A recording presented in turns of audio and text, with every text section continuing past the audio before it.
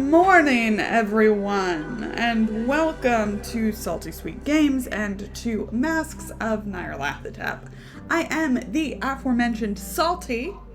And I'm Sweet. And these various assorted spices are our friends. Before we go around and meet everyone and their grieving characters, let's talk about channel stuff, because that's exciting. Firstly, a ton of thanks to our sponsors, Roll20, a virtual tabletop of choice, which unites gamers across any distance with easy-to-use tools that run straight from your web browser for free, etc., etc. Also, we have a brand new sponsor for those of you who like the physical click-clacks and those chunky boys. Dice. That's Dice. I'm talking about Dice. I know my young hip lingo may be too much for some of you. That's false. That's false. Anyway, Dice Envy. That's what I'm talking about. We're a part of their affiliate program, and if you use our code SaltySweet, all caps, one word, you get 10% off your shiny math rocks, and it helps support the channel. Win-win. Also, thank you to everyone who has subscribed and gifted subs and donated. Thank you, Hawk, for the Advantage vitamins. Saving lives every week. So we can have those sweet emotes for y'all. Also, we have donation options listed below that can seriously impact the game using bits or Streamlabs tip jar. Just click on the dono images. It'll take you right there. Kienna and I pay for everything at Salty Sweet Games out of pocket. These donations exclusively go toward channel upkeep. So help us keep the lights on, help out the PCs. Again, lots of win-winning. Win-win-winny-win. Last thing, we here at Salty Sweet Games use safety tools, lines, veils, X and no cards, stars and wishes, and content warnings because while the characters are going to be put through hell, that's part of the fun of playing Call of Cthulhu, the players are here to have fun, and they're our priority always. Without further ado, let's meet our players, starting with Kienna. Kienna, who are you playing today? Hi everyone, I'm the Sweet of the channel, Kienna, and I am playing Eileen Blackwell today. She is a resident art forger, has a lot of secrets in her past that she's definitely not on the run from. It's cool. Yeah. Yeah, she just lost a friend, and she's not happy about that. Good. Excellent. Allison, hello. Good morning. Good morning. Hey everybody, it's Allie. I play Ganymede Graves, adventure scientist, and she's grieving, but she's also British, so it's kind of hard to tell. Excellent. Good. Very good. Summer. Hello, I am Summer. I use she, her pronouns, and today I am playing Charlie Rapp, who uses he, him pronouns, and, you know, he has many feelings about many things all the time. So there you have it. There he is. This is just another feeling. Yep. Add it. That goes with all of the rest of pile. them. Yep. We'll deal with them in the order we receive them. Yep. So. Smart. Last but not least, Tommy. Oh, hello everyone. I'm super excited for this. It is very early, but I am very excited. I play Zebulon Claiborne Monk, Zebulon Augustine Claiborne Montgomery III. A very posh sounding name for a very not posh dude from the South. Zebulon also has a lot of feelings, but the feelings get dealt with like on the spot. Like there's no filter between those feelings and everyone else. Perfect. That's the perfect time to go to a funeral, is when all these feelings are just right there. Perfect. So, brief recap. Last time, Zebulon, Charlie, and Irene were detained and interrogated by Lieutenant Martin Poole of New York's finest. They gathered their own bit of insight over the course of the interview, discovering that the murder of Jackson bore a striking resemblance to a string of murders for which a man has already been tried and convicted. They also found out, through a young officer who seemed a little too fixated on Irene, that Lieutenant Poole suspected a captain in the force of a mistake at the least and a frame job at the most. Once Ganymede got patched up, the investigators convened in Charlie's hotel room at the Waldorf Astoria, where Charlie revealed something hard to believe, that he has psychic visions. Zebulon remained skeptical, though Ganymede was at least partially convinced once Charlie revealed he had seen her missing parents in one of these visions. The group received an odd phone call from one Willis Sly, who seemed to know that something had happened to her Uncle Jackson even before she was informed. So, over the last 2 days, the snow has increased in the city, but today it lightens up to just a few flurries. Zebulon has been busy researching in the New York Times archives regarding the string of murders and disappearances over the last 2 years, while Charlie has set up an appointment with Erica Carlisle, an old flame, and notably, the late Roger Carlisle's sister. Ganymede has been recovering, and Irene has been laying low. This afternoon is the funeral of your good friend Jackson Elias at the Cypress Hills Cemetery in Brooklyn.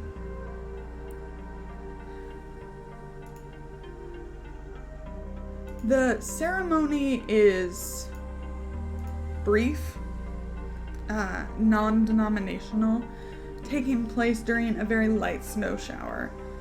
Turnout is small, with the only mourners apart from the investigators being Jonah Kensington, Carlton Ramsey and his niece, Willis Sly, and Lieutenant Martin Poole, who has had trouble tracking down Ganymede until this point. The priest overseeing the proceedings encourages everyone to share any special memories they have of Elias and his exploits. If anyone would like to do that, now is the time.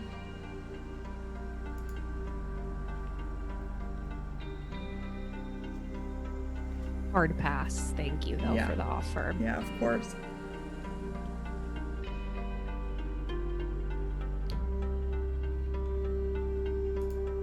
But also, Charlie knew him the least well, so.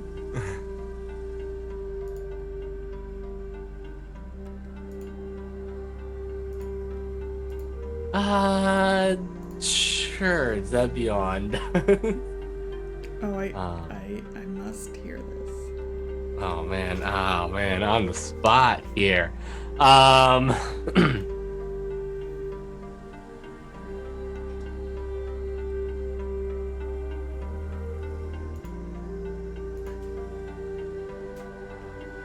Hello everyone, I am Zebulon Augustine Claiborne Montgomery III. I met Mr. Jackson about 4 years ago on a bit of a crazy trip to Peru that I had been on, which absolutely 100% did not go the way I expected, and I suspect that it didn't go the way anyone else expected, but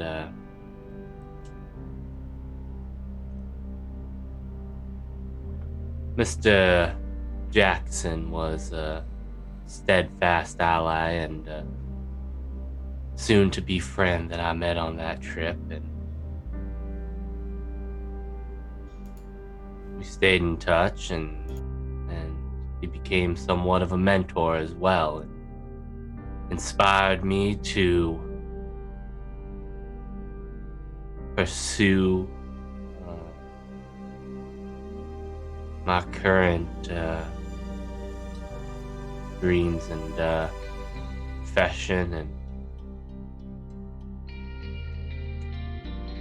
well, I can't say I would be where I am now if it wasn't for Mr. Jackson. I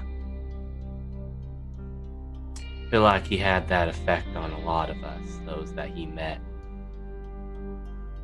He was just that type of man. The one that enriches your life and makes your life better and lighter. The one that goes out there and finds the shadows and shines the light on it till you find that scary monster was just a coat rack.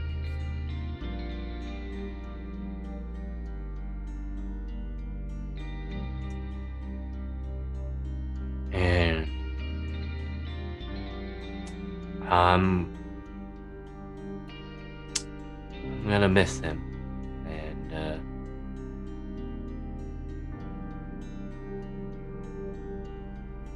this world definitely needs more Jackson Eliases to shine the light on all the scary places in the world. And I hope that if there's anything that you take from this, that you go out and shine your own light on.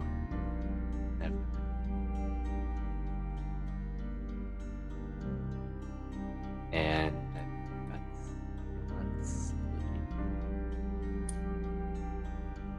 As Zeb steps back into the crowd, if he'll let her, Ganymede just puts her arm through his and squeezes him a little bit.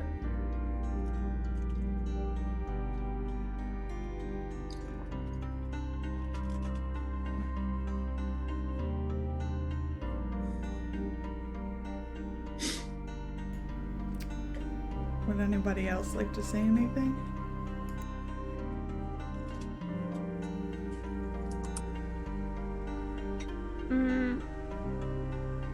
Could I casually see if there's anybody here? What do you mean? People who we can't see. Oh, sure. You know, the deceased. Oh, not You what see I I'm- thought see you what I- meant. No. I meant people they can't see that I can potentially see.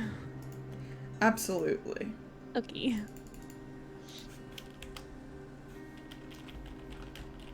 I should have been more clear. So sorry about that. Really good. So sorry. Excuse me. Success. Nice.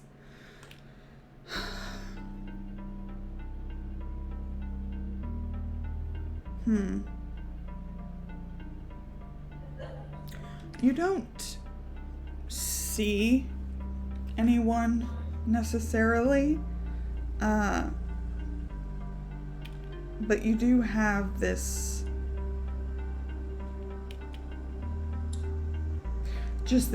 I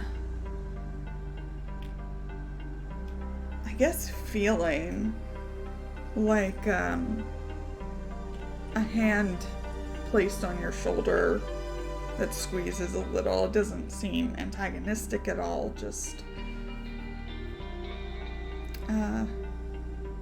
but no one appears. It's a cemetery, you assume there's some activity, but it's maybe because of the snow, maybe because of the fact that you're just a small group a little ways away from other filled graves, but it seems very quiet here.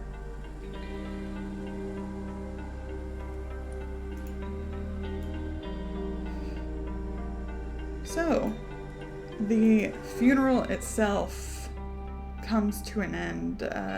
Nobody leaves right away. This, again, it's a small ceremony. The people here, people who were very close to Jackson Elias, of course, along with Lieutenant Poole, who's been kind of respectfully hanging back during the proceedings. You see the group of people, Jonah Kensington, who I think Jackson had mentioned as being his editor before at Prospero House, is talking with who you, Charlie, can easily figure out is Willis Sly, who called you and then never showed up, along with a man who seems to be related to her, both older, around probably a little older than Jackson himself. They're kind of huddled, talking together. Lieutenant Poole is kind of waiting at the natural exit, probably waiting to speak with Ganymede once the actual ceremony is done. What are you all doing?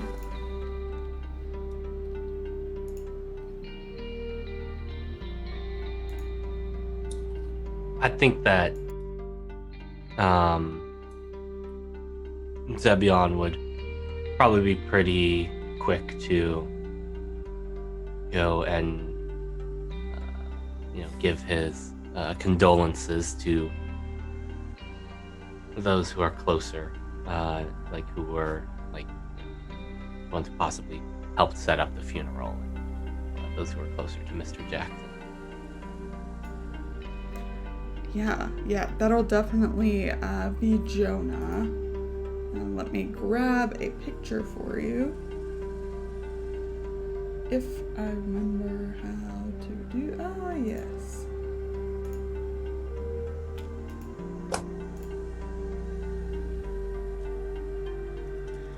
Jonah is kind of a short, squat,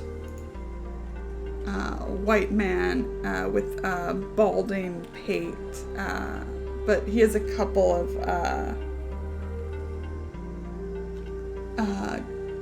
bits of curly, graying red hair. He's got pince-nez on that he seems to be fiddling with. Very nice clothes, tailored, and definitely is wearing a strong aftershave. But you can see his eyes are red. He was obviously very close to Jackson.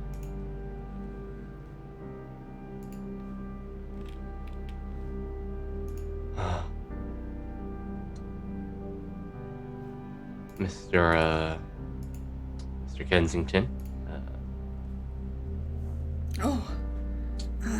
My condolences about Mr. Jackson. That was a lovely speech, my boy. A lovely speech.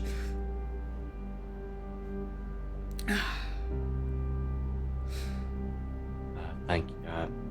I wasn't sure if I was gonna say anything today, but I did feel like that was appropriate. I'm sure Jackson would have appreciated it. I'm glad you came over here. Carlton and I, this is Mr. Carlton Ramsey, and he points to the man beside him. I'll share another picture. He's kind of a small African-American man, also kind of fidgety. You get the impression that this is a similarity the two of them share. Again, a very, very expensive bespoke suit he's wearing. And he's got the kind of oiled slick over for his hair. And Jonah says, this is Carlton Ramsey, Jackson's lawyer and friend, and his niece, Willa. It's very nice to meet you. I wish it could have been under better circumstances. Am I right in assuming that the others who were part of the Peruvian expedition are here? You would be? Yes, they are here. We had actually all come to meet up with Mr. Jackson. Yes, he mentioned he was sending for help. If you have time later today, perhaps I have something for you from Jackson. Of course, I would be anything Miss Jackson. Perhaps we could also maybe grab a drink in his name as well.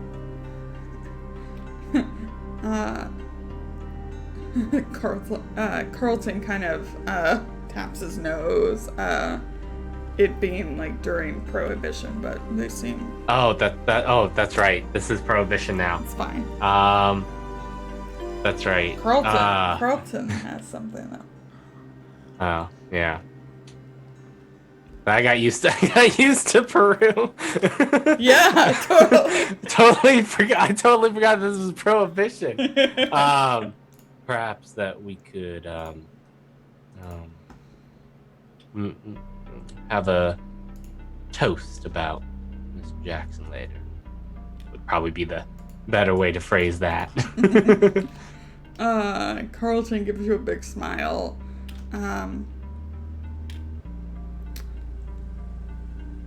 Willa kind of wanders back over toward the grave.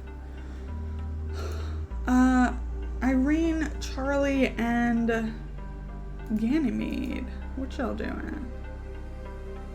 I think Charlie would have quickly offered his condolences too, but he wants to go check on Willa just because she never stopped by. Yeah. So he'll probably head in her direction. Mm-hmm. Yeah, she's standing near the grave, and she puts a small handful of flowers down. Mm-hmm. Yeah, Charlie kind of walks up near her, not like he doesn't want to obviously like encroach on her space, Yeah. But wait for her to either notice him or turn away from the grave. Mm-hmm. And kind of shoves his hands in his pockets, and he's like, "I'm really sorry." Oh, Mr. Rapp. I'm sorry I didn't come by. My uncle, and she gestures back to Carlton. He was distraught. I didn't think it best to leave him. That's all right. I mean, I know it was a lot, so I don't blame you at all. You doing okay? Things feel strange. Uncle Jackson always used to send me postcards from wherever he was, and I don't suppose he can send me one from where he is right now.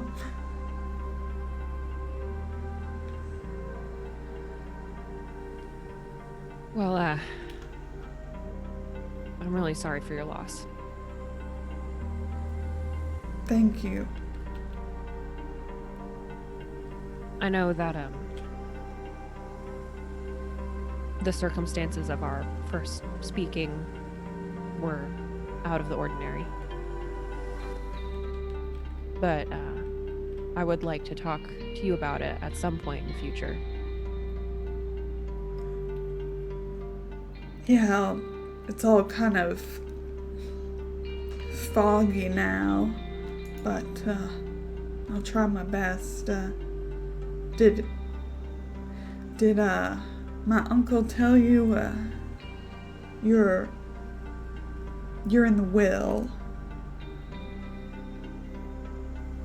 No, I didn't know.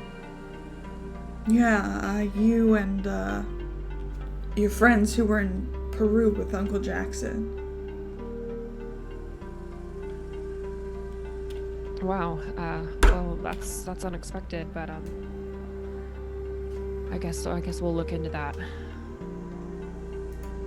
I'm sure Uncle Carlton was waiting until the appropriate time, but I do some secretarial work for him, and do you happen to know what it was that he left us? a whole mess of trouble.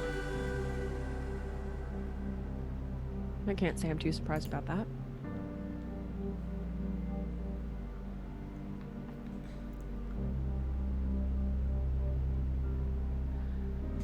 She takes out a handkerchief and kind of dabs at her eyes.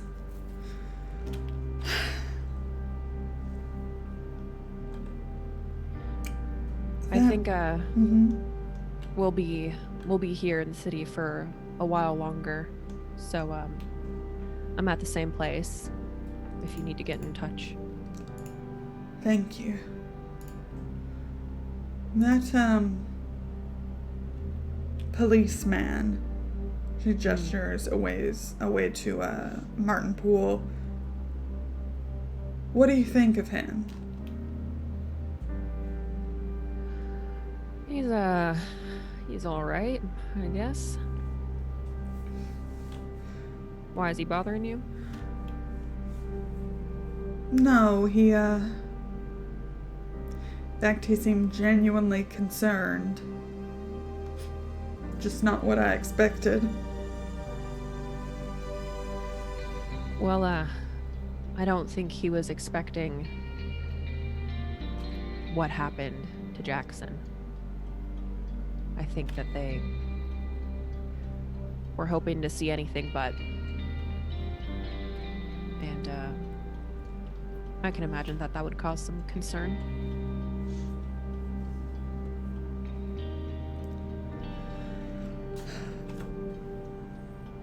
Well, I suppose I'm sure my uncle will want to set up a time maybe with Mr. Kensington.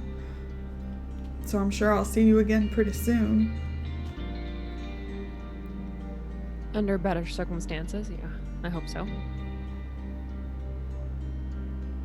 She smiles just a little and returns to her uncle. Ganymede and Irene. What's that?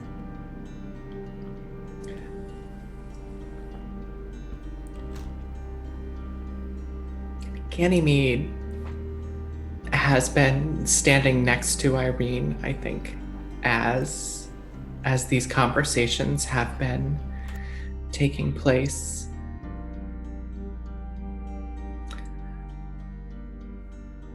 Have you been to many funerals then?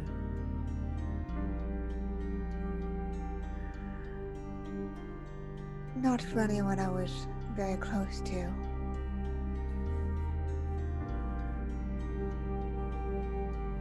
No, not I.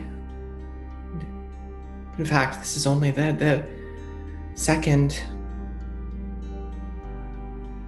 technically third, I suppose, funeral that I've been to on land at least. They're much quicker affairs at sea. I'm not left standing over a hole in the ground, wondering what to do with ourselves.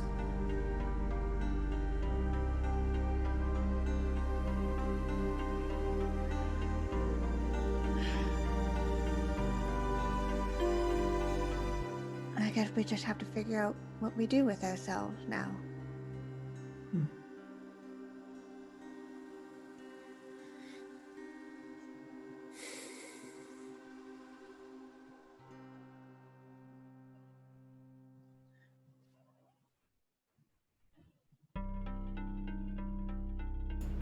So everything seems to be wrapping up here. Jonah tells you, Zebulon, where Prospero House is. He and Carlton and Willa are headed there, kind of decompress, and they'll be there pretty much the rest of the day. As a group, anyway. And as the priest leaves, as that group leaves, Martin Poole will approach Ganymede. Irene, are you still with her? Probably not. Okay. I mean, Martin Poole wasn't the issue cop, but Yeah. she still doesn't really want to be around cops. So I think she probably goes over to the actual grave. Yeah. Spends time there.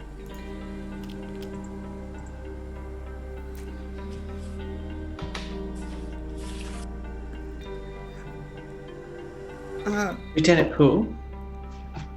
Oh, good. Your friends told you. You're Miss Graves, then, I guess. Yes. He looks like oddly like I don't know, like is flummoxed the right word? He's so I just I didn't want to intrude on the ceremony for Mr. Elias, but you were surprisingly difficult to track down. I'm pretty good at finding people I need to talk to, and I left messages at the precinct for you. yes, it's been a bit wild with all this coming up again. But I just wanted to confirm a couple things. You were at the Hotel Chelsea because Mr. Elias had requested your presence there. You were with Mr. Charles Rapp, Mr. Zebulon, whatever his name is, and Miss Blackwell. And when you went up, you entered and saw the men responsible for the act. That's Augustine Claiborne Montgomery III. Right. Lieutenant. Sorry, I just had kind of my shorthand isn't what it used to be, so I just kind of scribbled down ACM. Other than that, it's completely accurate. Yes, good. Your friend said you pursued one of his killers down the fire escape, and then yes. What did you hit him with? What did I hit him with? Yes, they said you subdued the man. Nothing unusual at all. Just that my fists. Your fists. You did that Yes. to his face with your fists. Oh, that Well, he did leap off the second level. Perhaps some of that damage was done by the fall. I don't recall. It's quite dark. Right. It's just impressive. When you have lived a life at sea, Lieutenant Poole, you learn to take care of yourself in these types of situations. Yes, you seem very, very capable. Obviously. And then the car, was that just? That's not your car. Obviously, was it just there? As far as I recall, it was Mr. Rapp who brought the car around. It was, I believe, it was idling by the entrance to the alley where the fire escape led. Oh. It seemed a fitting place to hold the perpetrator until you could arrive. Oh, well, we do appreciate that, Miss Graves. We definitely do. That car was actually reported stolen, so it doesn't appear to have any grander connection than these three men took it and brought it there. Have you been able to, have you made any progress in identifying the men or what their purpose was?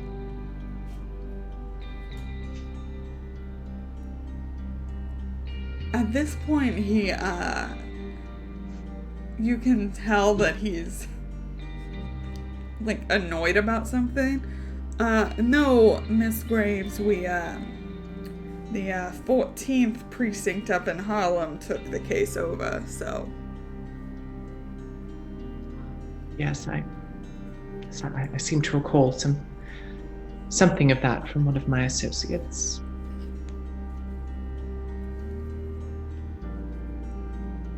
Well, is there anything else then, Lieutenant Poole? Any other way that I can be of assistance? No, I don't suppose you're interested in a career in law enforcement. No, that's very kind of you. I'm sure that I would make a terrible law enforcement officer. Thank you, though. I'm flattered. He blushes. Well, all that hoopla, don't leave the city. If you think of anything else that may be of help, I'm in Precinct 7A, Midtown. Yes, of course. However, would you prefer that we still not leave the city? At what point do you expect those restrictions to be lifted? Hopefully as soon as possible. Between you and me, I don't think you and your friends have done anything wrong, but we're just checking up on every possible angle. Very well. All Good right. day, Mr. Poole. Yes, good day. Good day. And he will leave. Charlie is watching this exchange with an amused expression. Flirting at a funeral. Listen. It's fine. It's Ganymede, come on. Like, I think if Ganymede sees that Charlie is watching, Yeah, he's not hiding it. yeah, I think she'll come over to Charlie at that point. What's this for, Mr. Rapp?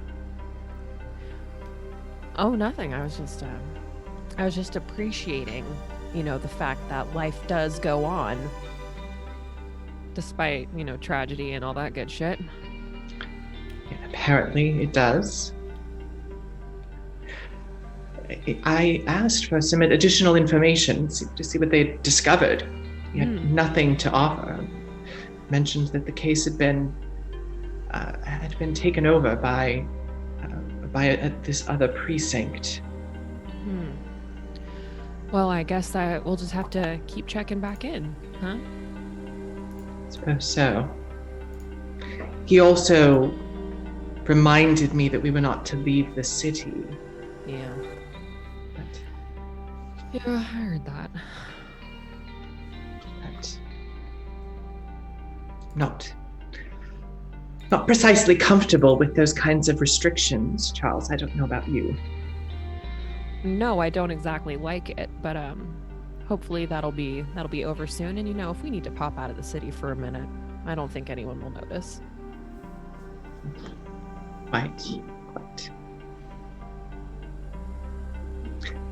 Charles, I wonder if perhaps sometime later we might speak more about these visions of yours. I'm quite intrigued, of course, but I find it quite surprising that you saw my father and mother. I have no explanation for it, but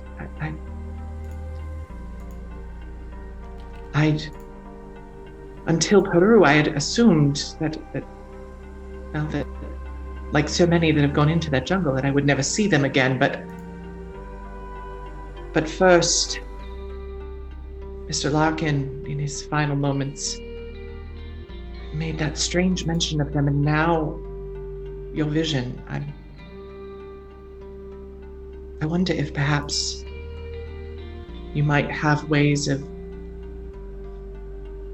reaching them. I don't even know the proper words. Well, I'll just be honest with you. Until that very moment, I have never had visions like that before. My usual talent, I guess, is a little more direct. Until then, I had really only spoken with the dead. So, Direct in what sense?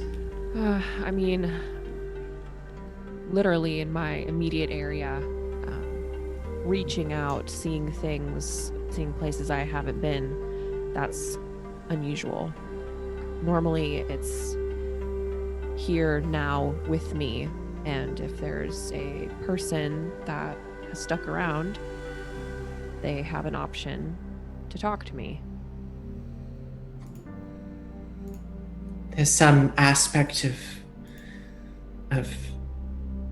location to it then, a physical place.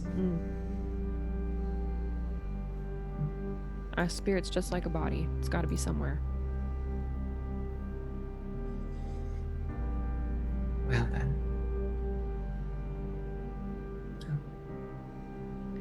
But I'll keep you posted if anything else like that happens.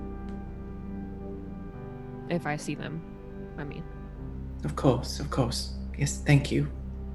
It'd be kind of you. And she seems to kind of move into her own thoughts for a moment.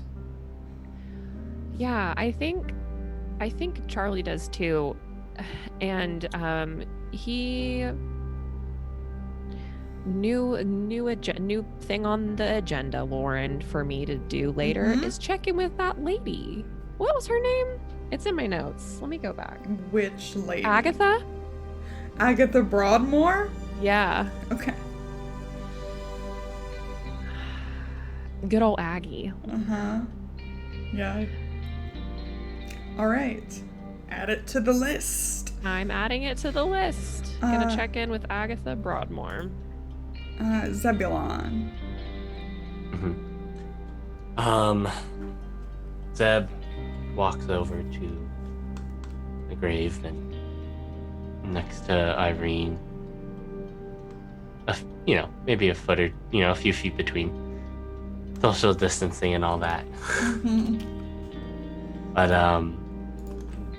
stands there for a moment. Silence.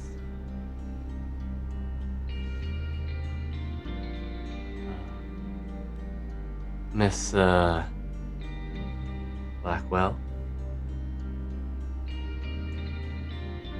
I need to apologize to you about what I said the other night. I should have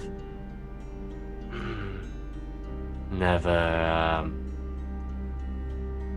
taken out my frustration with Mr. Rapp on you. That was my error, and I am deeply and truly sorry for things I said to you.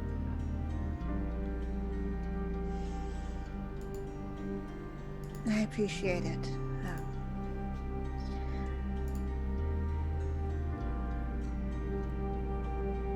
I don't exactly know what happened other than the basics. But I understand you were upset, and maybe still are, and we had just come off of other news.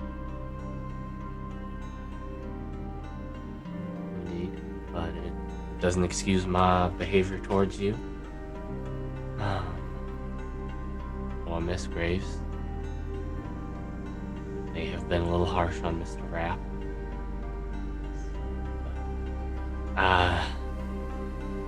Not gonna say that I believe him, because I don't. but what you and Miss Graves choose to believe, that is entirely up to you, and I respect your decisions on that.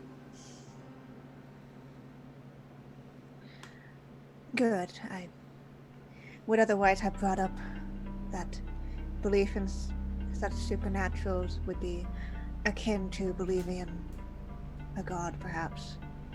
Well, now, I'm not, out of respect. Yeah, I think Irene like gives him like looks over to him and gives him like a playful smile. I think the most lighthearted smile that she's had. But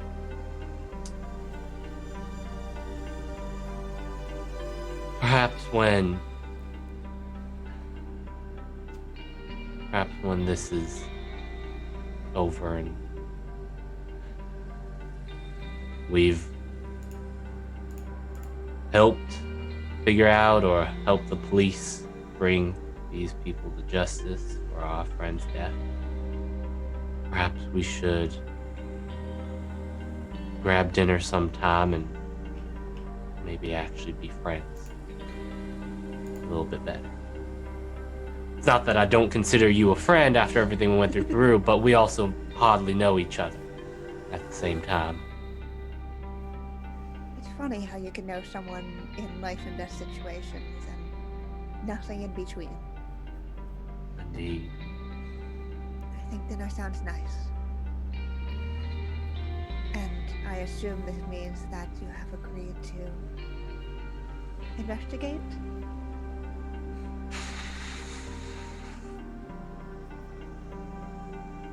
At the very least, am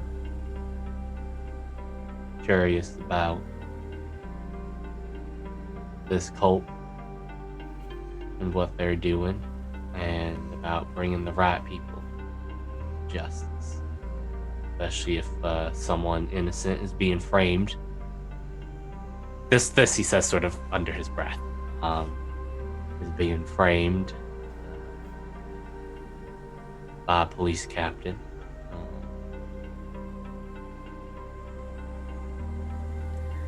At the very least, I'm investigating that end of things.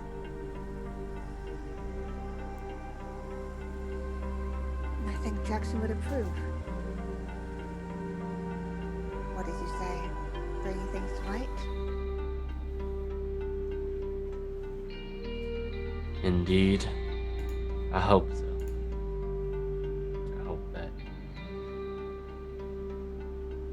I hope that we can give everyone closure on this.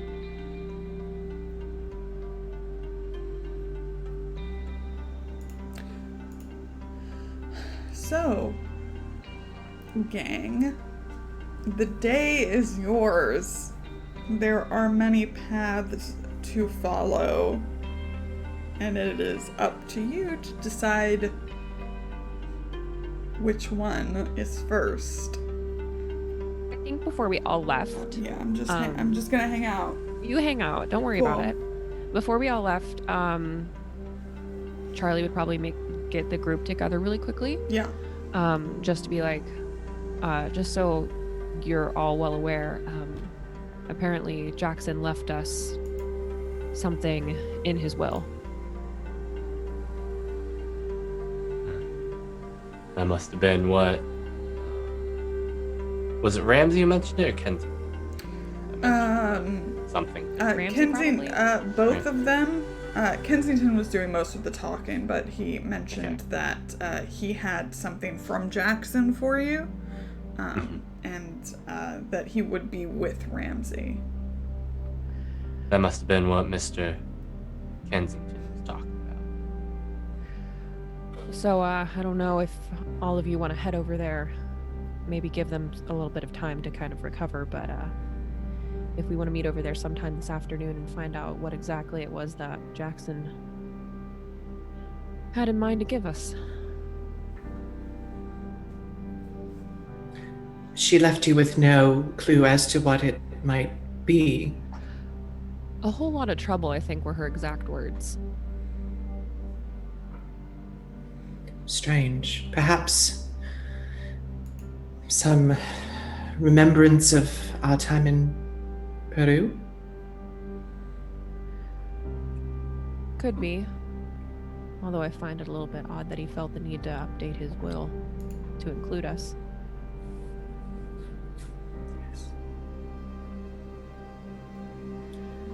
But I guess he was a man that kind of planned for every possible outcome. He knew what he was getting into. Anyway, I'm not sure what you all have planned for the day. I was thinking about stopping by the Carlisle's place.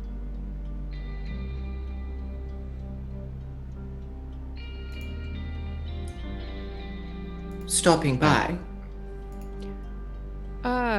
Well, technically I have an appointment, but I'm familiar with that family, and in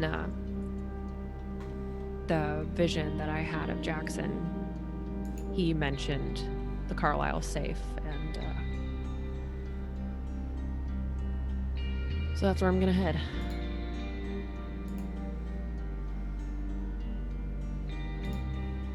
Anyone's welcome to come. I'm assuming that Zebulon cannot head to upstate New York, interview this person there, and So, over the course of the last 2 days, Zeb, okay. What you found in your research was that the man who was tried and convicted is named Hilton Adams. When talking with Rebecca is very much always like, this was a frame job. She's talked to him, she's interviewed him, but they're not allowing, like, obviously you need to be either, you can't just like walk in there. However, Rebecca did say that if you talked with Hilton's wife, Millie, that Millie could get you an interview if she thought that you were there going for legitimate reasons to help and not just, you know, for your own reasons. But you would have to talk to Millie first. Okay. I want to see if I can find contacts that I can get in touch with that poor fella that they might have wrongfully locked up.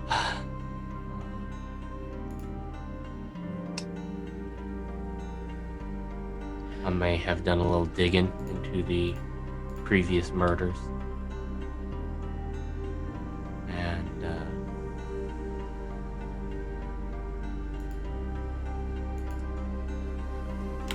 I don't think that this man they have in prison did.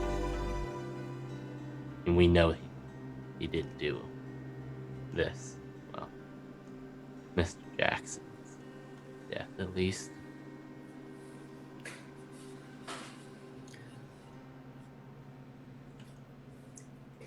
I for one, am in full agreement with continuing our investigation into what it is that's happened to Elias and these who did this to him. We have been asked not to leave the city. However, I'm for various reasons am not legally bound by such things. I'm able to leave New York if necessary, if we find that would be important for us immediately. I don't like to exercise it on a whim, but if there's something that needs to be done, I can do it.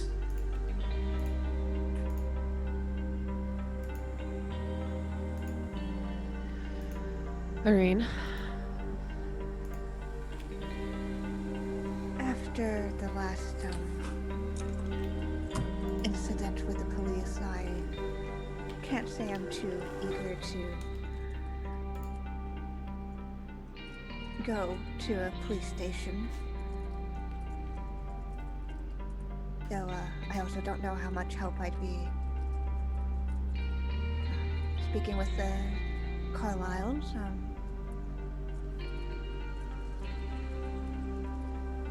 I'm intrigued by that Emerson Imports business card. Seems like an odd thing to have on hand, and specifically a contact name. And I am familiar with valuable objects and such handlings.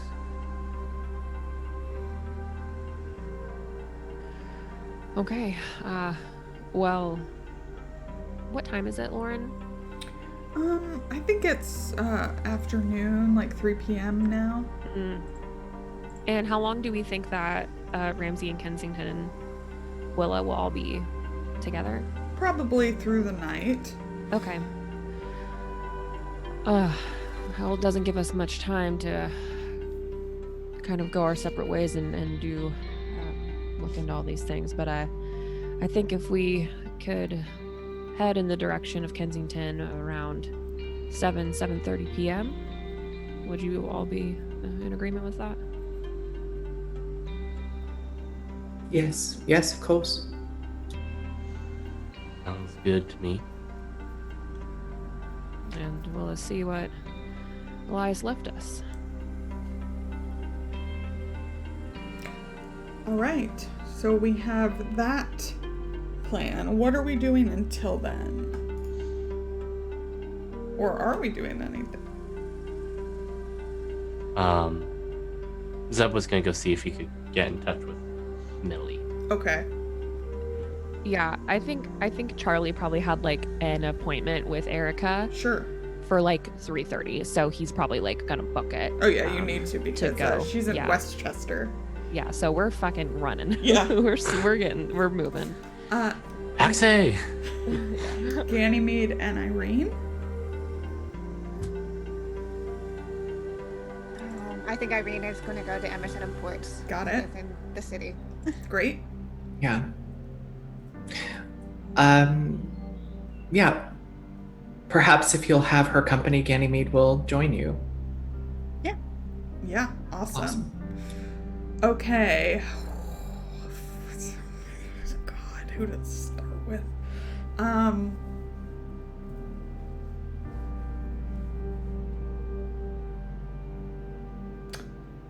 I think I will start with the simplest.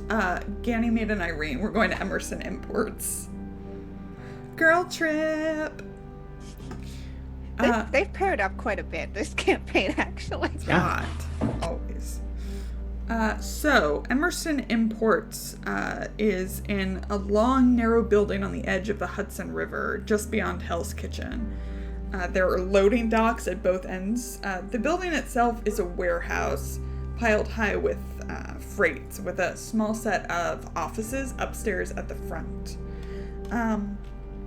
When you come in asking about Jackson, you are led up to these offices to meet Arthur Emerson, a man in his 50s. Come in, take a seat. I hear you wanted to ask me some questions about Jackson Elias?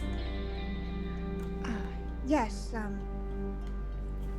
we are following up on some unfinished business of his. Is everything okay? Irene looks over to Ganymede and just... Unfortunately, no. Mr. Elias is dead. Pardon my French, but fuck. And he pulls out a cigar. I'm sorry, ladies. That's.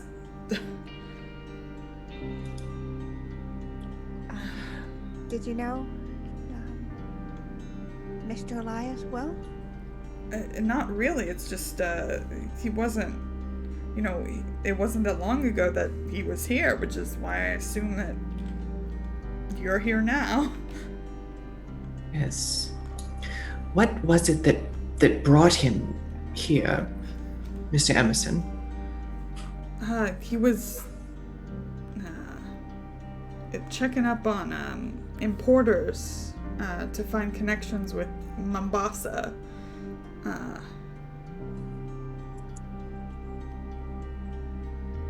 Was there any particular reason that he offered? Any He said it questions he was seeking to ask? Or seeking something- to answer? Something for his book. I mean, I only have one. I gave him the information because he was. I mean,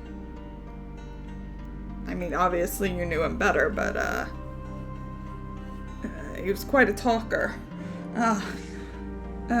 We are the U.S. agent for a Mombasan exporter named Aja Singh, and really the only stuff we get in from them is for Juju House up in Harlem, and I think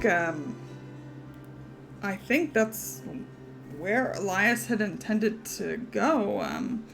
I gave him the name of the manager, Silas Nakwane.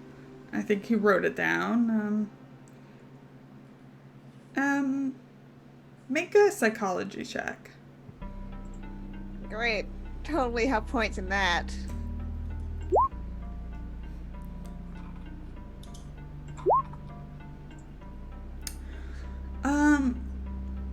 Yeah, he just kind of shuffles in his seat a bit as he says the name.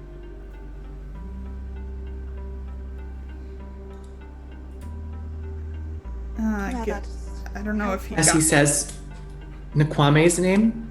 Yeah.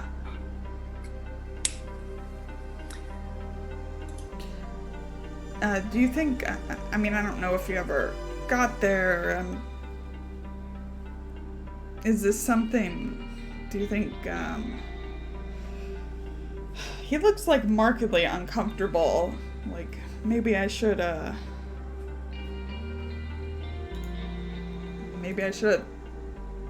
told someone? I don't...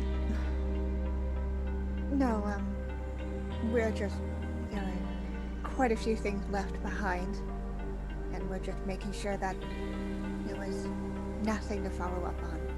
There was no context to the business card and the name, so thought Right. I'd come by and ask. Yeah, he said it was for a book he was researching, and something to do with Africa, so all made sense. Again, he looks, it's like that, like he wants to say something, but... Mr. Emerson, what type of things, if I might ask, were being imported from Mombasa? African antiquities? I don't know too much about that particular area. I think they were Antiquities?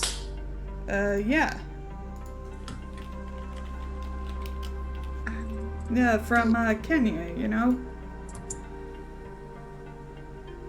Is that what your company normally imports? Or is it We do all sorts of stuff. It's this, we do work for a Mombasan exporter. We just basically connect them with this Juju House. It's their only client, their only account, anyway.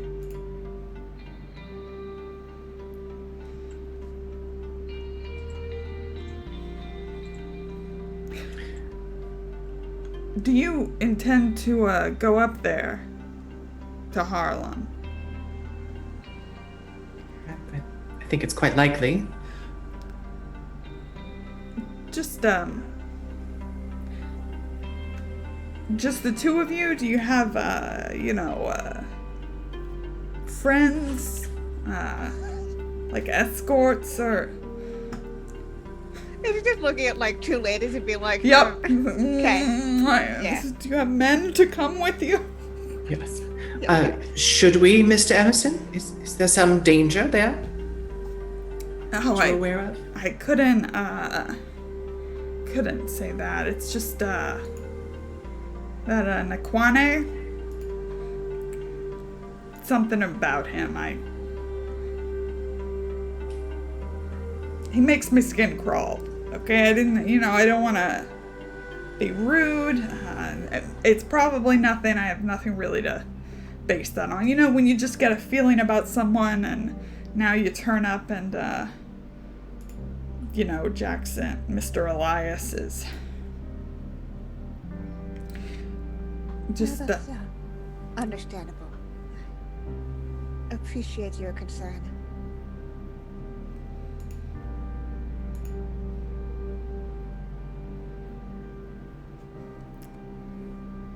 Well, if there's nothing else, I should probably get back to work.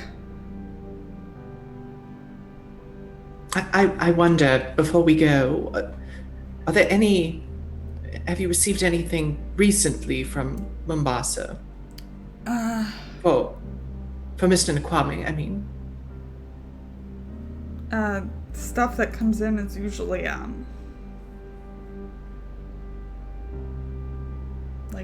books. Sometimes there's books, sometimes there's, just odd things. But what kinds of things, sir? Statuettes, pottery? What? Yeah, a bit of that. Hold on. Weaponry, perhaps, costuming? Yeah, some of that too. What was the interesting one? It's like some kind of mantle thing. Ah, yes, of course. And is there anything in your warehouse now that's not been picked up, I mean? No, nothing that recent. I see. Very good. There were,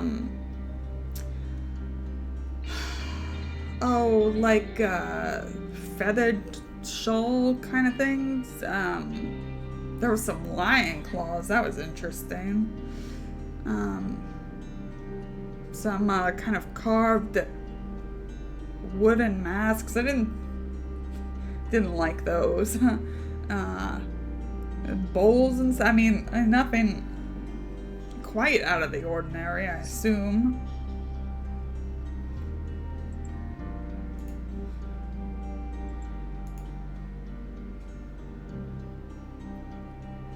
Ganymede looks to her friend and just sort of raises her eyebrow. Curious to see if you've heard enough. Yeah, I think Irene just gives a very small nod. Thank you, Mr. Emerson. Appreciate your time. It helps us find closure. Of course, my condolences, ladies, again.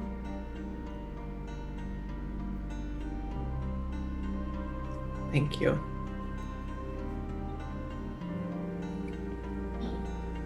And we'll head out. Yes. Yeah. Maybe. How busy is the place? It's like all the actual holding warehouse part. They're winding down for the day at this point. Why? Irene's just curious. What's up with these boxes? Do you want to open some boxes? I don't want to rip open one. Yeah. But she's just kind of curious as to what's up here. Sure. Go ahead and make a spot hidden. Okay.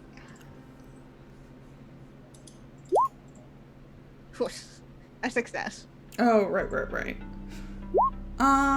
Hard success. Okay. Well, I have a hard success. What in particular are you looking for? Like, to see if they're up to anything shady? Just mostly just to get a general feel of the types of things that come in and from where. Yeah. Yeah. Basically all over. This does seem to be the only African account because everything else, they're all from different places. Not just like antiques, but nothing that would like raise your eyebrow. It seems to be a legitimate import house. Cool.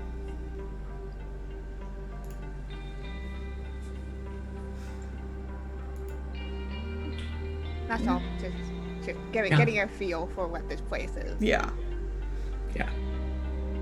Is there anything you two would like to talk about? Yeah. I just we're outside and like alone as much as you can be alone in New York City. Right. So, interesting artifacts from a very particular place to a very particular client. Yes. Yes, I'm curious to know about this this juju house. Were it not for what's happened to Jackson, I would write it off as merely another Westerner trafficking in artifacts of colonies, but well, after what we saw in the hotel room, I'm curious if there might not be more to it than that.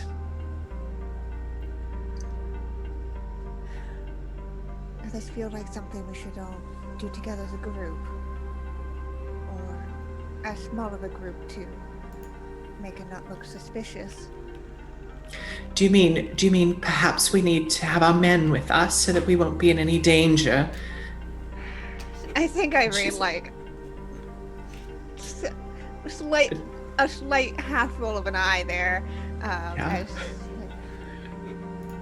more so just the other skill sets that I'm sure we have the protection part covered. She's Ganymede is mocking mocking the warehouse guy and not Irene. She totally gets it. No, it's perfect. I love it. I love everything about it. I think we could probably manage it on our own.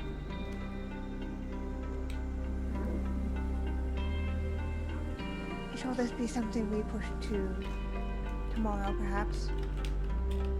Yeah, I suppose it's getting a little bit... Is it getting close to time that we need to... It's like 5, maybe? Harlem's cab ride away.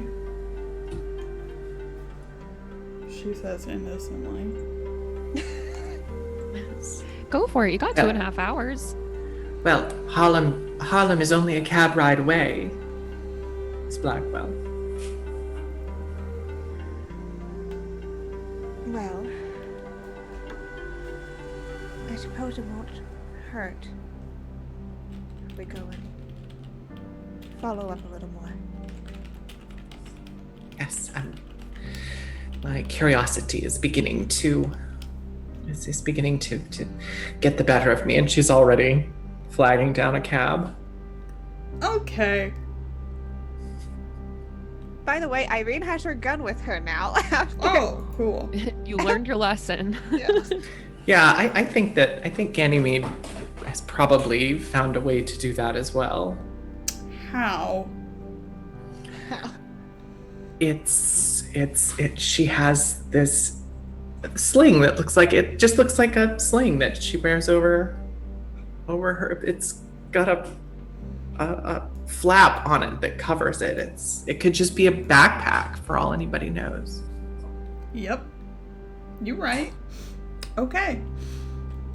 So Irene and Ganymede head up to Harlem.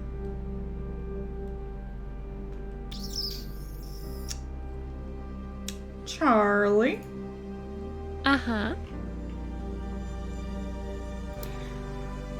So, Erica Carlisle's estate is in Westchester, about half an hour north on the Hudson River. Are you going by train, or do you have a car here? Yeah, I'm sure I do. Yeah. As you go, you can spot Sing Sing Prison, which is kind of an ominous sight on the way up. Though the Carlisle estate itself is an elegant 3-story mansion with 5 acres of grounds, all guarded by a 12-foot high iron fence topped with kind of these sharp points. There are 2 armed gatekeepers and more armed men with guard dogs patrolling the grounds. Yeah. She's a serious lady. But Very serious. Knowing you, and because you have called ahead, you are let in and escorted to probably the library. Yeah, awesome. I'll show I've probably been here before. Yeah. Let me find a picture of dear Erica. She hot.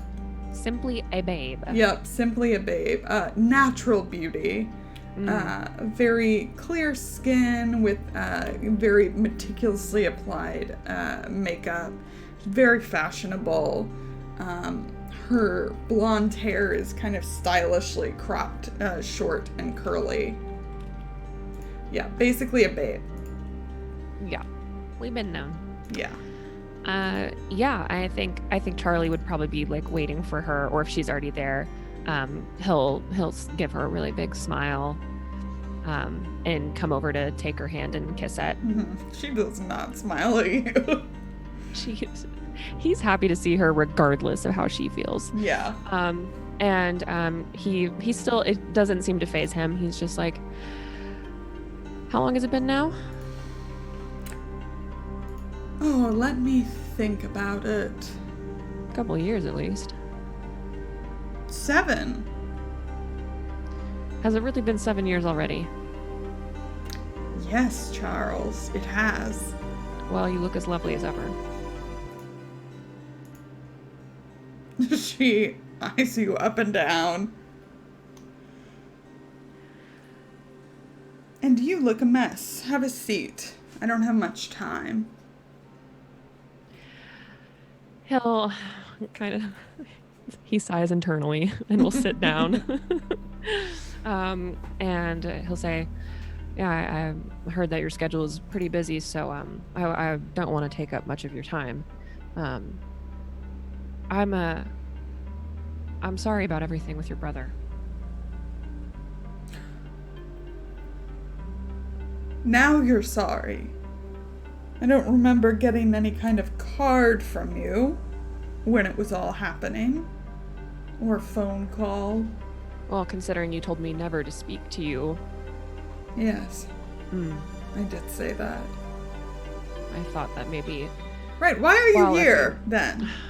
Well, why did you agree to see me?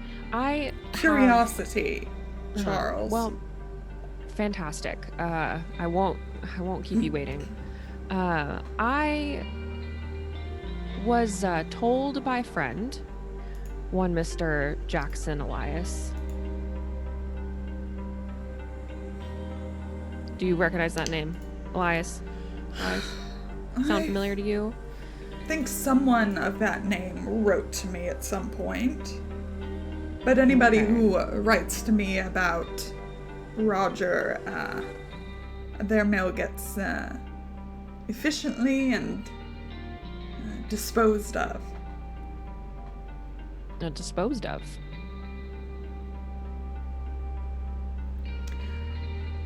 Thrown away, you mean? Yes. It's not something I enjoy thinking about. Okay. Well, he gave me some information about something in your brother's safe, I believe. The gall. Okay. The long and short of it is that Jackson Elias was murdered. Brutally murdered. Earlier this week. And in his final days, he implored me to look into this. He was in quite a state. And so, as a person who does not want to disregard a man's final wish, I came over. What did this Elias do for a living? He was an author. Oh, just someone who wants to rake Roger's name in the mud. I highly doubt that. That's what everyone was doing at the time. Well, Elias was an author who focused in specifically on death cults, so I have a feeling he didn't really care what Roger was doing. At the mention of the word cults, she kind of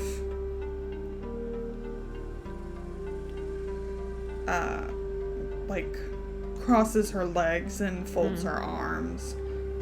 It definitely seems to have triggered something.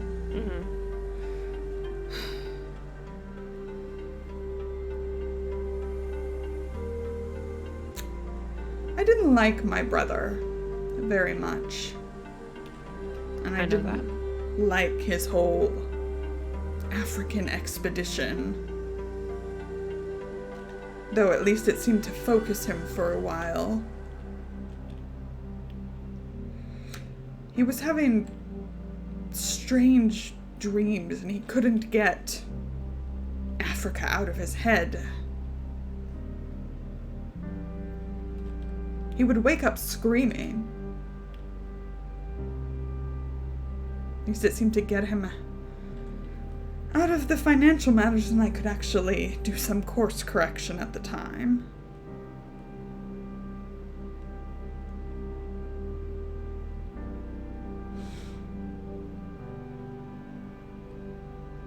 His death was too bizarre to be decent.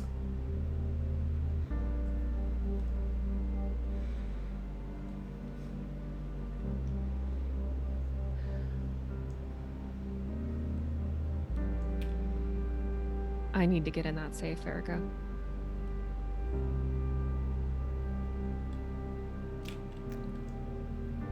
Why on earth would I let you into my brother's safe?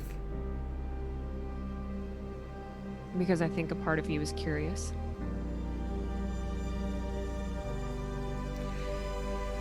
It's all behind me now. Roger's dead. So is everyone he was with, along with that woman he was seeing.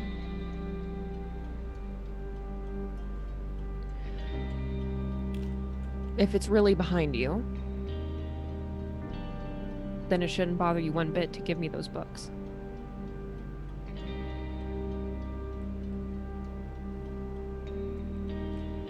It'll be a unpleasant memory at best. And I won't bother you again. Persuasion roll. Sure. I'm pretty sure I have automatic advantage on this. What do you have? Smooth talker? I think that's charm. Oh, gotcha. Yeah, you're right. Well, where the fuck is it? It's like on the bottom of the sheets.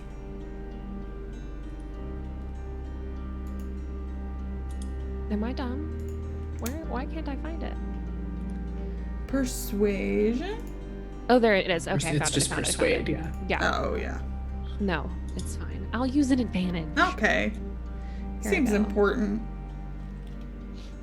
Uh-huh. Oh. Yay, I did great.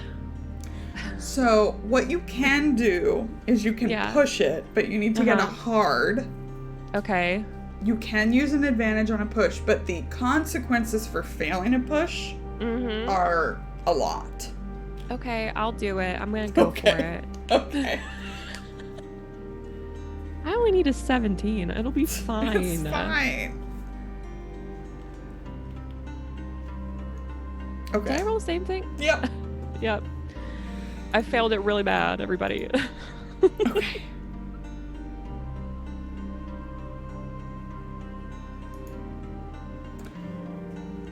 So. 279's bitch. Damn. Damn.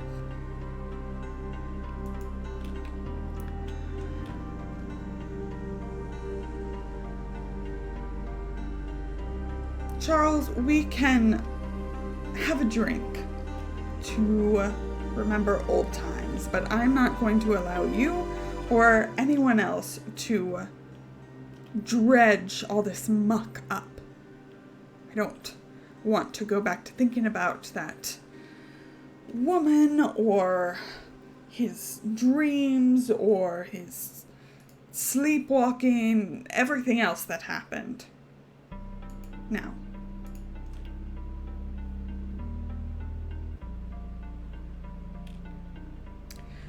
I'm going to just...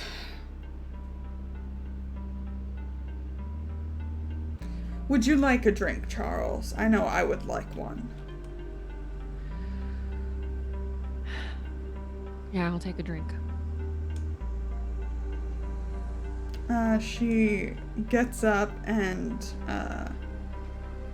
walks out of the library. Just obviously needing like she usually wouldn't have to, but Yeah. she just wants the air. Yeah. Kind of. There's no safe in here, is there? Make a spot hidden. I'll use an advantage. Failing forward. Success. Cool. Okay. So, this library, there are easy chairs, tables, reading lamps, ashtrays, spittoons. The fireplace is like a high Victorian iron fireplace.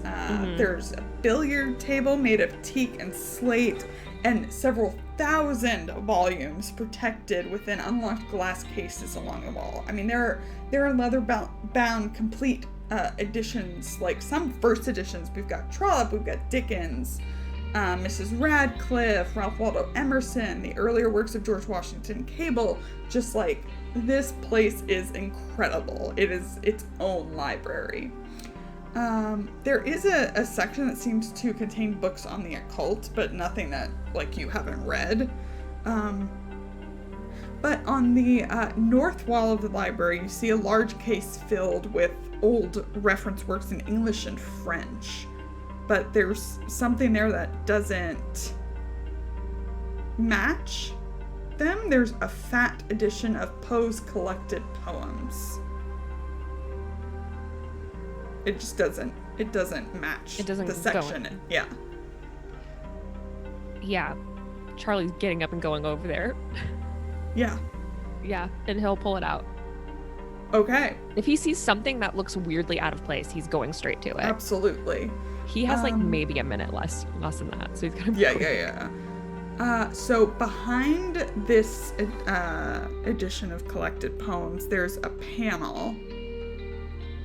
Just a panel like that can be pulled open. Yoink. Behind the panel is a button. I push it. The entire case slides aside several feet to reveal a safe behind it. What kind of safe? Just like a combination safe.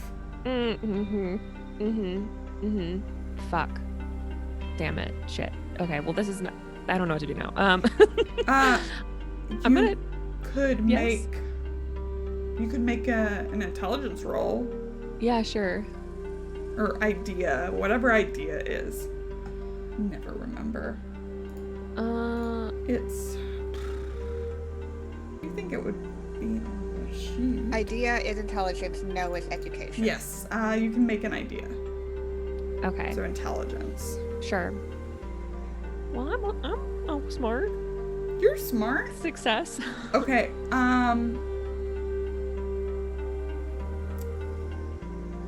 well, the book was out of place. Maybe it was, I don't know. Clue? Yeah. Maybe it's the you forgot your password, look in the Poe book or whatever. Charlie's still got the book in his hand, and he's gonna like look at it, look to see if there's like an edition number, any kind of like 3-digit, and he's gonna start flipping through it very quickly. Yeah. You flip through it and you see scribbled just in the front cover, very small, very in a very small and elegant handwriting combination. I'm opening safe. Okay. At this point, I need you to make a stealth roll. Yeah, I'd love to. Fuck. Am I stealthy? The answer is probably no. Yeah, the answer is no. I'm gonna use my last advantage. Okay. Here I go. I'm gonna use 2 luck. Yeah, okay. Okay, this, I mean, obviously the book case, I mean, this is pretty high tech. Like, especially, I think, I mean, you know, hidden passages or whatever, like, have been around, but it's, like, obviously some, you know, it's meant to be quiet. It's not meant to, like, have atmosphere. Yeah. So, I mean, you are just busting through this, and you've been quiet, and Erica's been gone. Yeah. As you open the safe, there are 4 books. Wait, let me count again, but I think it's 4. 1, 2, 3, 4. 4 books. I take them. Is there anything else in here? Nope. Just those books? Yep. Great. I take the books. I don't bother even really closing the safe or worrying about that. I'm quickly like closing the panel and pushing the button so the thing goes back. Okay. Now I want you to make a luck roll. Yeah. Okay, here we go. Hard success. It closes and everything looks back to normal. Do you have the book in your hand? Where are the books going? Great question. I am going to...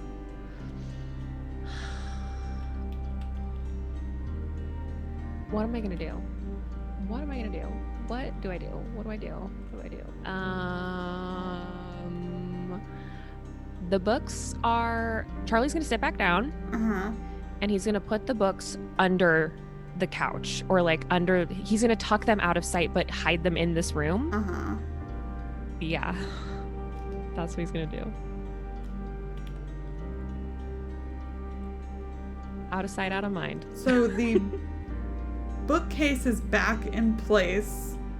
Is anything else back in place? Yeah, the Poe book is put... Yes, obviously I'm putting that back. Are you kidding me? Just checking. Just checking. Good. And you take a seat just as Erica walks back in with a tray of drinks. Not sweaty or anything. Yeah, I think he kind of looked bored. Yeah. As she comes back in, like he's just kind of looking around or whatever. And yeah, he'll take a drink. Fantastic. Well, we'll see how Charlie gets out of here next time. I want to. Don't worry about it. Fly over to Zebulon. Zeb. So after talking with Rebecca, she arranges a meeting with Millie. It is not at her residence. The meeting is in Harlem at a place called the Lafayette Theater, which is also known as the Beautiful House at 132nd Street and 7th Avenue.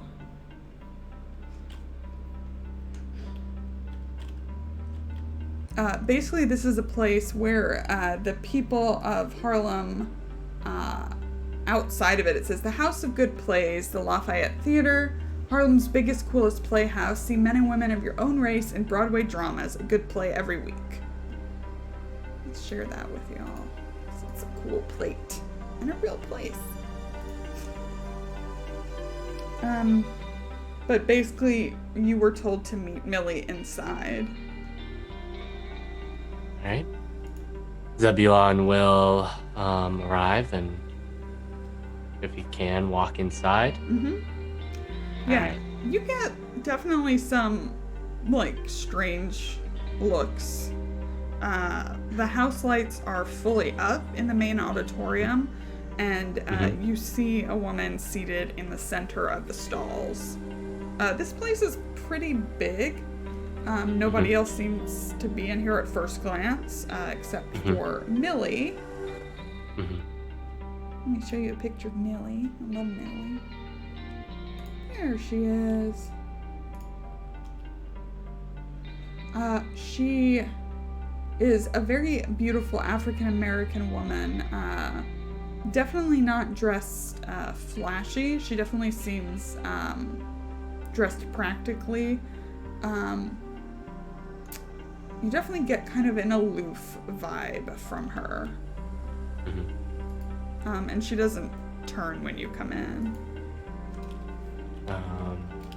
Zebulon will slowly approach and he'll take off his hat. Now, do I know that did she take her husband's last name? Do I know that's Miss Adams? Okay. Miss Adams? You're Rebecca's friend. Indeed I am.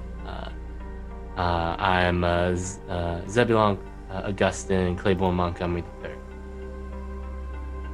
That's a mouthful. I have been told that a few times. You can just call me Zeb if you would like. Zeb. May I sit down? Sure. Zeb will take a seat. Now, Miss Adams, I'm here to speak with you about possibly getting a meeting with your husband. I believe that he has been wrongly imprisoned for a crime he didn't commit.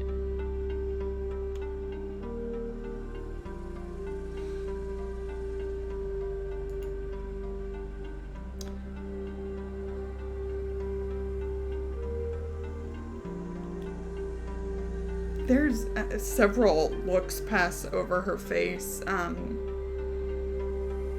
I think at first there's that like hard look of, skepticism, but Miss Schosenberg vouched for you, so I will assume your intentions are genuine. Indeed, and they are, also personal. A good friend of mine was murdered the other night, 2 nights ago, in a similar way that some of the other murders have happened. And,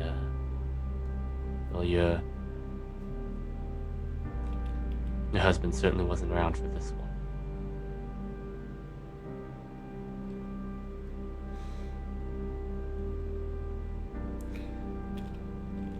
Hilton's friends were looking into this for a while, but the police here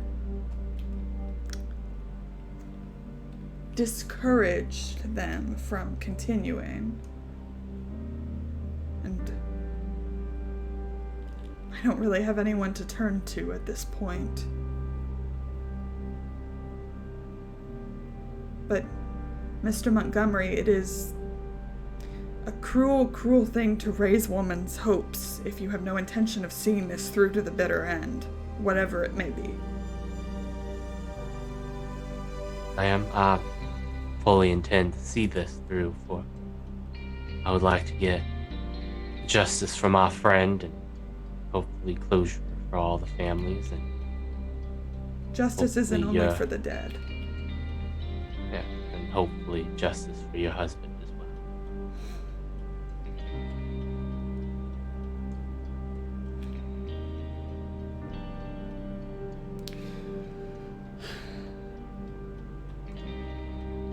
couple years back, people from around here began disappearing.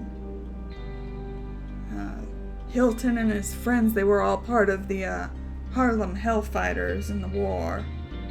They were organizing patrols, trying to protect members of the community and trying to find out who was responsible, since the police over at the 14th weren't really taking it seriously. And then people started dying, not just disappearing anymore.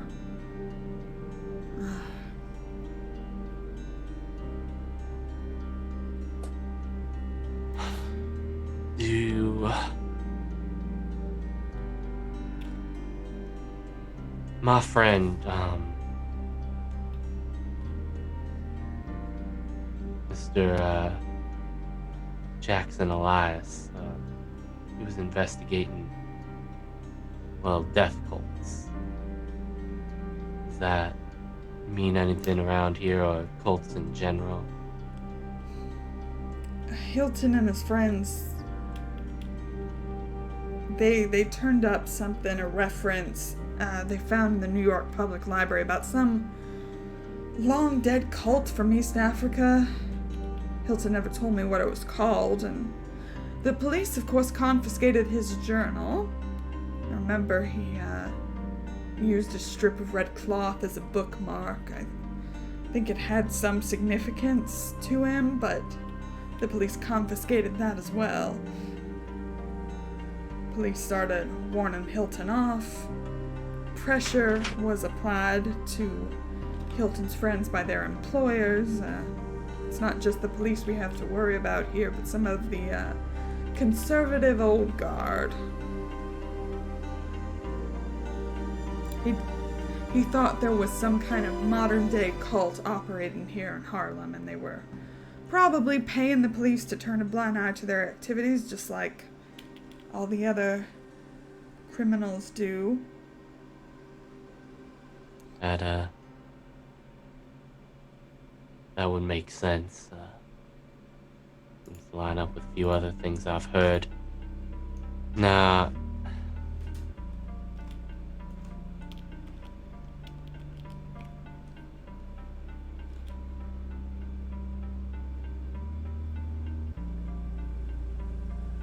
these,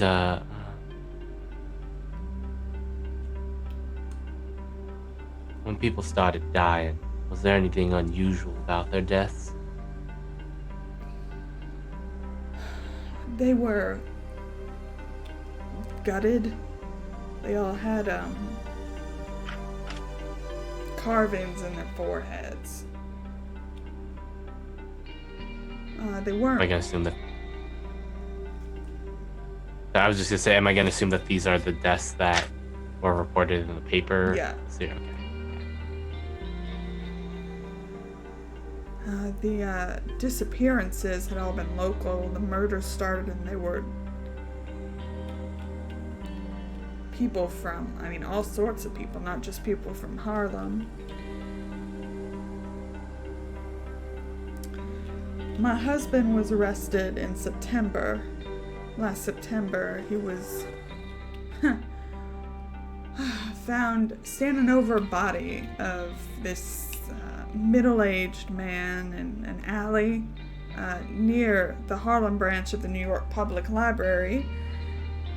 The police, allegedly alerted by this man's dying screams, claimed to have seen Hilton throw away a bloody knife when confronted.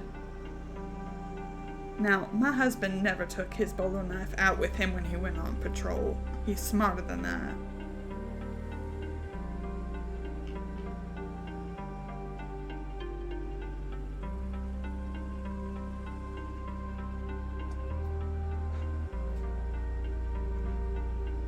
I'm just trying to think of if there's any other clues that bring up.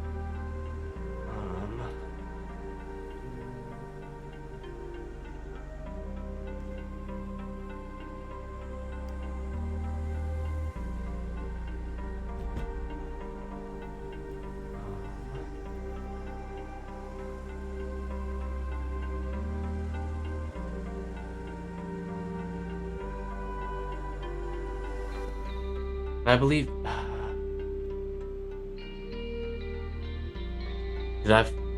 I read about the Emerson Imports card, correct? Mm-hmm. I think I. Yeah. Does the name Silas Nakwame mean anything?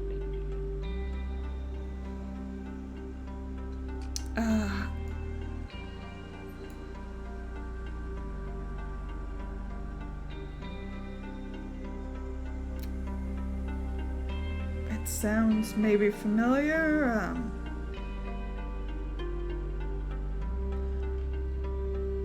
I mean, my husband would know more. He didn't tell me everything. He said it was for my own protection. Though I do think I heard him talking with his friends one night about a place called Juju House. And that's local. Yes. Well, I won't take up too much more of your time, but if it is at all possible for me to get a chance to meet with your husband, I would be most appreciative.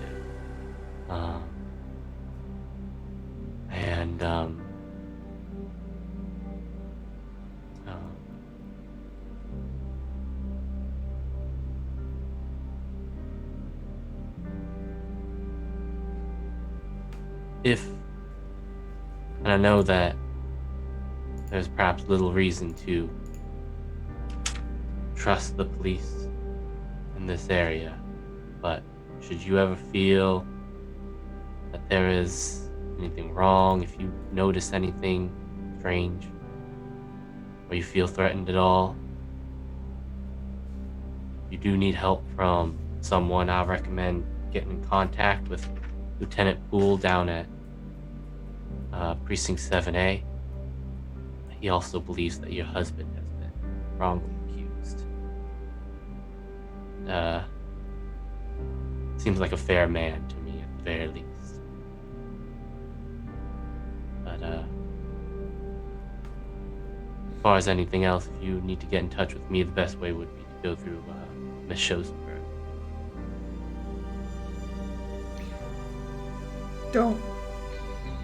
He doesn't have much time, you know.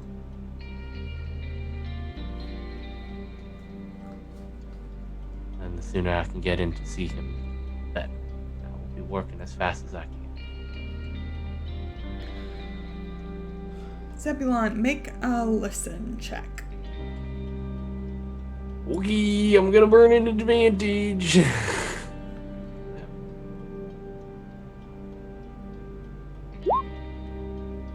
A Nice. success. You hear movement up in the balcony.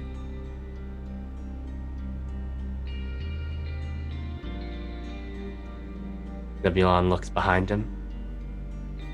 Make a spot hidden. Do I just burn through advantages? I feel like this is important. I feel like this is important. This is an advantage time.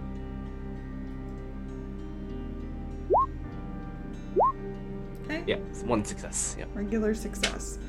So, just before he can retreat into the shadows, you see a man, maybe in his 30s. Nothing super remarkable about how he looks, except for the band around his head with the red strip of leather hanging down. He sees you see him, and he bolts. Does that look familiar? The band? Oh, that yeah. With the, yeah. Yep. Yeah. What do you do? Zeb is going to. Oh yeah, Zeb's gonna. I apologize for the quick exit here, Miss. But I think we may have had some birds in the rafters here, and Zeb is going to bolt and try to chase after him. Zeb does have the Saturday Night Special on him now. Everyone's armed. And Yeah. I think at birds in the rafters. That's where we'll end today's session. Oh, lots happened. It's getting dicey up in here. Okay, let's go around and talk with everybody, starting with Mr. Zebulon Augustine Claiborne Montgomery III. Oh boy, that was an episode. That was a heavy start to a Saturday morning. Yeah, I mean, I've really got into that eulogy. Like, I was like actually kind of tearing up myself. I was like, oh man, this is rough. But that was a great episode, and I loved everyone, like seeing everyone go off and like do things like in our own way. Like, we're all investigating our own sort of things. I don't think we really did like the individual sort of investigations too much in Peru. So it was like we split up occasionally just to go see people. So it was like nice to see how everyone works through what they're doing, how they work through their investigations, which was great. And yeah, that was a great episode, and I'm super looking forward to next week and catching some birds. But yes, I am Tommy. I'm at Imperator Penguin on the Twitter sphere.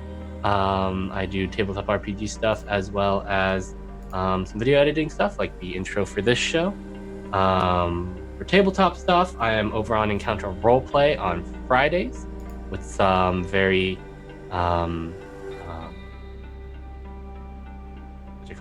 Stephen King-esque horror. Things are real spooky over there right now. They're a little spicy. Things have happened. You should watch it on YouTube if you haven't checked it out already. Catch up before Friday, but it's a great show with a great cast. And other than that, just follow me on Twitter to find out where and when I'll be. Excellent. Hey, Charlie. What's up, Summer? How are you? I'm doing great. I am sweating. That was so fucking fun. I just, oh my gosh, this session was so good. We hit so many like emotional notes that I was really like pleased to get to like witness and be a part of. So really amazing episode all around. Like, hats off to all of this cast and crew. It's so good. And thank you for dealing with us, Lauren, literally having a list of a million things that we want to get done as we just continue to split the party further. But yeah, I'm Summer. You can find me on Twitter at Just a Summer Job. That's where I tweet and retweet about everything that I've got going on. Obviously, you can find me here every Saturday. Can't wait for next week. It's going to be so much fun. And you can find me on off_the table here on Twitch, Tuesday through Friday, starting at 6 PDT. So that's pretty much everywhere that I am right now. So yes, thank you. Excellent. Thank you for hearing me. I'm so pleased to hear you. Allison, Ganymede Graves. So much fun. And if you joined us live on Twitch and got to watch this as it happened, I mean, look at these people. These people that I get to role play with every week are just amazing role players and actors, and I feel really privileged to get to be a part of this. So much emotion, so much power and poignancy, and I love getting to be a part of a Call of Cthulhu game that takes the investigation part of this as seriously as sort of the weird adventure part of it. Investigation has always been such a critical piece of how Call of Cthulhu is presented to be played, at least, and there's no right way to play any game, but it's really fun to get to be a part of that. I know I really love it. Speaking of investigation, if you like watching amazing role players uncover weird mysteries, then you need to be back here on Monday night at 9 p.m. Eastern, 6 p.m. Pacific for Strange Invasion, Assault on the Barrier Peaks. It is our D&D 5e meets Weird Science game. And I get to be the DM. I'm having so much fun with it. The players' creativity is like challenging me every week, and it's the coolest thing. I love everything about it. We're also just getting started. We're like episode 3, so it's the perfect time to jump in and get involved and follow along if that sounds like your thing. I hope it does. I hope to see you here. That's it from me. Awesome. And Key, let's do some personal stuff. Yeah, I'm Kienna. I'm the sweet of this channel. Y'all can find me over on Twitter at KiennaS. Best way to figure out what I'm doing when I'm not here. I'm mostly just here. But I'm also on WebDM on Tuesdays for Simple Room and on Gilding Light for Zyra Such System game. But yeah, we'll be back here doing more stuff. How about you, Lauren? I'm Lauren. I'm That Salty Ginger over on Twitter. You can find me here, obviously. I also am on the Scraticus Academy running Urban Shadows on Off the Table every other Friday for our Cypher System game, Hark. And I'm on Nomadic right now playing some Tales from the Loop. And I put all my points in body and I'm kick-ass now. So I'm a troublemaker. I'm also... got some more exciting stuff coming up. Our Barovian Revenge game, I think, starts not this week, but next week over on Savrik's Twitch, so I'm excited about that. But I'll post about all that on my Twitter. So lots of games coming up, and we have so many plans for Salty Sweet. And so many. Somehow not enough time, even though we're all stuck at home. Yeah. Well, we just gotta figure it out. But yeah, all right. So closing out with some channel stuff. Yes. Of course, we'd love to give a shout out to our sponsors. Roll20, first of all. Our virtual tabletop of choice. They're Sing amazing. the jingle. Yeah, you're the one who can do the jingle. You gotta do it all we'll have together. to record it Yes. and just plug it in. Yes. But they are amazing. They are helping to bring gamers across wherever they are to play games together. They have been working very hard to keep the servers and everything going, considering Send them love. influx of people who have been using it. So yes, please send them love. They are incredible. We are part of their Spotlight program. So also check out the hashtag Roll20 Spotlight over on Twitter to see what other cool indie TTRPG creators are out there that are being supported by Roll20. Also, I'd love to give another shout out to our other sponsor, Dice Envy. Dice Envy, we are affiliates of theirs, so if you like physical dice, some nice click-clacks. Click-clacks. They have really great dice with really funny names. I love Focus. them dearly. Yes. This is Snakebite. It's gorgeous. It's This huge. is so good. I love it. So if you like acrylic dice, or you like metal dice, or Wood. you even like wood dice, they all have that. So go check that out and use the code SaltySweet, all caps one word, to get 10% off of your purchase. Again, a thank you to everyone who has supported us, whether that's through donating or subbing or whatever else. It's very, very helpful to us. It helps keep the lights on here because we pay for everything out of pocket. So we super appreciate y'all for doing that, and also for buying stuff from our Redbubble merch store. Obviously, things might be a little delayed with how things are right now, but you can still get some real cute merch with Pretzel, designed by Summer, or by the Complex Love Polyhedral design. Of course, if you ever miss an episode, or you want to rewatch one, we've got a YouTube channel. We're like at 80 subs. We're so close 81. to getting the custom URL. Please save me from my suffering of not having consistent branding across all the platforms. And also, you get weekly TTRPG and video game content.